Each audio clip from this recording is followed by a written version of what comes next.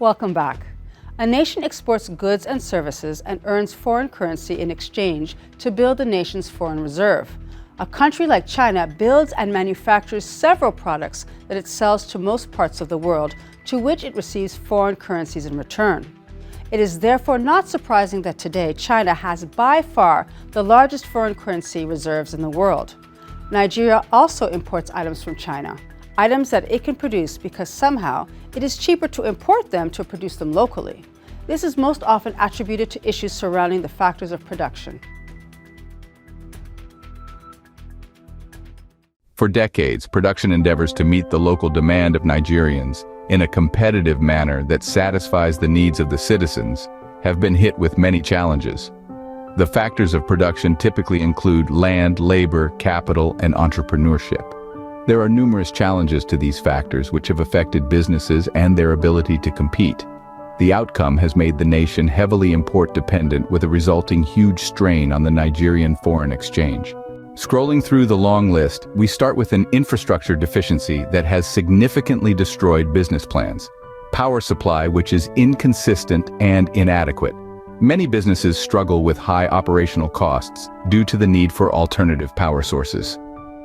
Poor road networks also increase logistics costs and delays in the movement of goods and services. Secondly, the country's high unemployment and skill gaps persist.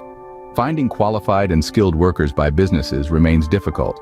A lack of globally competitive education and training continues to keep the country behind, with frequent funding issues leading to labor strikes by academic staff unions of tertiary institutions. Another strong situation is the limited access to finance. High interest rates and strict collateral requirements from banks have destroyed many business plans. Nigerian banks have had lending rates in double digits for decades at the minimum. Land ownership and use have been a long-age topic.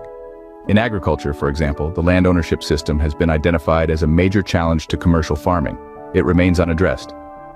The level of insecurity has reduced agricultural productivity in many areas, thereby resulting in huge importation to meet the shortfall. Many palm oil farmers particularly have abandoned the farms for fear of insurgents.